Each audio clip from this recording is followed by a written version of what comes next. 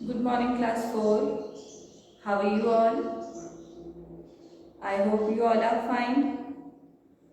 So, welcome back to your regular classes. So, class, today we are going to start our new chapter in Hindi language. Okay? आज हम Hindi language में नया chapter start करने जा रहे हैं. So, take out your this book, भाषापद book.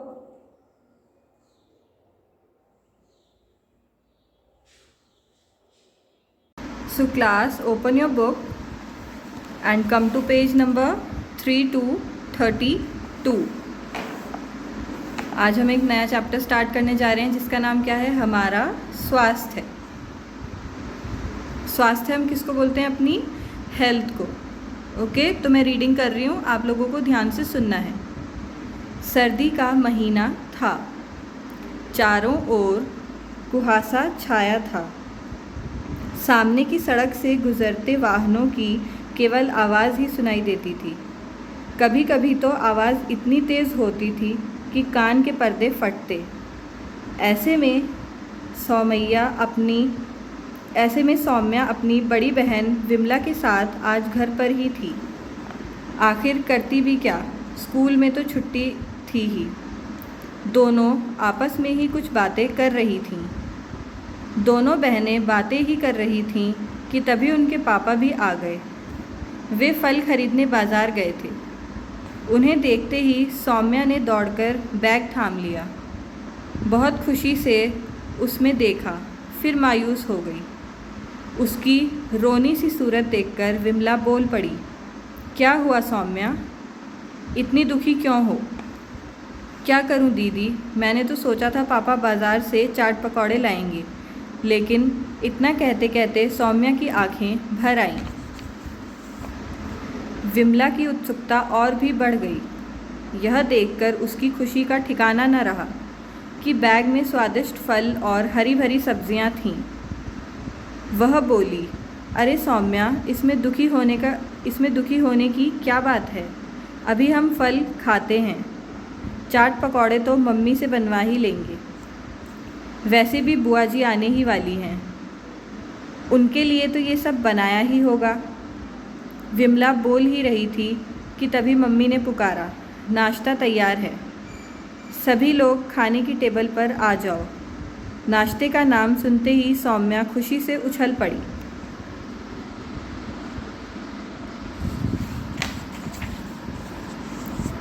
उसकी कल्पना में सोंधी सोंधी सुगंधित पकौड़ियाँ घूम रही थीं. दोनों बहनें रसोई के पास लगे टेबल के पास ही आ गई.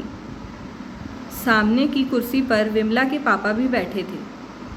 थोड़ी देर में सभी के सामने सोंधी सोंधी चपातियाँ, थोड़ा मक्खन और सब्ज़ी आ गई.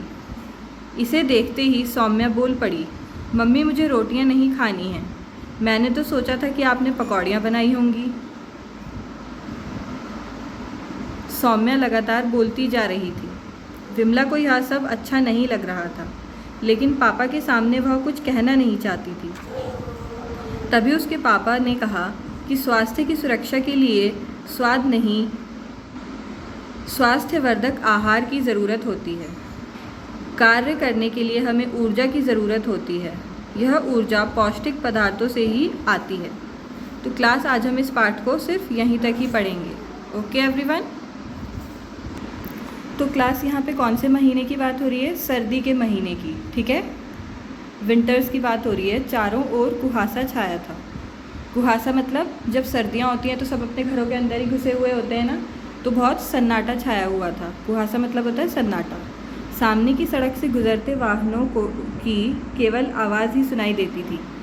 सामने जो सड़क थी वहाँ से वाहन मतलब गाड़ियाँ गुजरती थी, लेकिन उनकी सिर्फ आवाज़ ही सुनाई देती थी, वो दिखाई नहीं देते थे. सर्दियों में बहुत ज़्यादा फॉग हो जाता है ना, तो उस वजह से गाड़ियाँ दिखाई नहीं देती थी. कभी कभी तो आवाज़ इतनी तेज़ होती थी कि कान के पर्दे फटते. कभी कभी मतलब आवाज़ बहुत ज़्यादा ज़ोर से आती थी. ऐसे में सौम्या अपनी बड़ी बहन विमला के साथ आज घर पर ही थी. ऐसे में सौम्या और उसकी बड़ी बहन विमला दोनों घर पर एक साथ थे. आखिर करती भी क्या, स्कूल में तो छुट्टी थी ही. आखिर वो दोनों करती भी क्या, क्योंकि स्कूल में क्या थी, छुट्टियां पड़ी हुई थी. जैसे आपकी भी अभी छुट्टियां पड़ी हुई थी, ऐसी उन लोगों की भी छुट्टियां पड़ी हुई थी. तो वो घर में करती भी क्या। आखिर स्कूल में छुट्टियां पड़ी हुई थी, ठीक है। दोनों आपस में ही कुछ बातें कर रही थी। दोनों क्या कर रही थी, आपस में कुछ बातें कर रही थी। दोनों बहनें बातें ही कर रही थीं कि तभी उनके पापा भी आ गए। दोनों बहनें क्या कर रही थी, आपस में बातें कर रही थी। जैसे हम आपस में बातें करते हैं वैसे वो भी बातें कर रही थी, बट उतने में उनके पापा आ गए। वे फल खरीदने बाज़ार गए थे। क्या करने बाज़ार गए थे वे, फल खरीदने। उन्हें देखते ही सौम्या ने दौड़कर बैग थाम लिया। उन्हें देखते ही सौम्या ने क्या करा, एकदम से डरकर बैग मतलब थाम लिया, मतलब उनके हाथ से लेकर खुद पकड़ लिया। बहुत खुशी से उसमें देखा, फिर मायूस हो गई।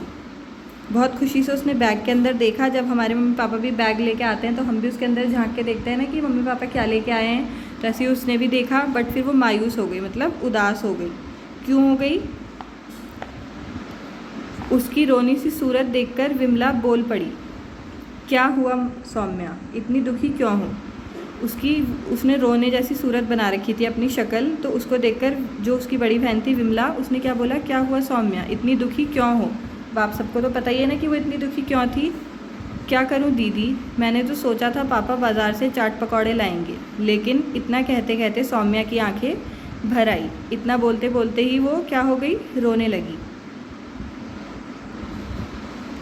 विमला की उत्सुकता और भी बढ़ गई थी। अब विमला की और भी जानने की इच्छा थी कि ऐसी क्या बात है जो ये रोने लगी। यह देखकर उसकी खुशी का ठिकाना न रहा कि बैग में स्वादिष्ट फल और हरी भरी सब्जियां थी। खुशी का ठिकाना मतलब बहुत ज़्यादा खुश हो गई थी वो क्या देखकर कि बैग में स्वादिष्ट यानी कि टेस्टी क्या थे, फल भी थे और हरी हरी उसमें सब्जियां भी थी। वह बोली, अरे सौम्या, इसमें दुखी होने की क्या बात है। उसने क्या बोला कि अरे सौम्या, इसमें दुखी होने की क्या बात है, अभी हम फल खाते हैं, चाट पकौड़े तो मम्मी से बनवा ही लेंगे। उसने बोला कि कोई बात नहीं, पापा बाहर से नहीं लाए, बट हम मम्मी से तो घर में बनवा ही लेंगे चाट पकौड़े। अभी हम फल खाते हैं, चाट पकौड़े तो हम मम्मी से बनवा ही लेंगे। वैसे भी बुआ जी आने वाली हैं। वैसे भी उनकी कौन आने वाली थी, बुआ जी आने वाली थी, उनके लिए तो ये सब बनाया ही होगा। उसने क्या बोला कि जब घर में गेस्ट आते हैं तो अच्छी अच्छी चीज़ें बनती है ना, तो उसने बोला कि वैसे भी जब बुआ जी आएंगी तो ये सब चीज़ें तो मम्मी बनाएंगी ही बनाएंगी, तो हम भी खा पाएंगे। विमला बोल ही रही थी कि तभी मम्मी ने पुकारा, नाश्ता तैयार है। विमला अपनी बहन को, सौम्या को समझा ही रही थी, इतने में मम्मी ने आवाज़ लगा ली कि नाश्ता तैयार है, सभी लोग खाने की टेबल पर आ जाओ। मम्मी ने क्या बोला कि सभी लोग खाने की टेबल पर आ जाओ।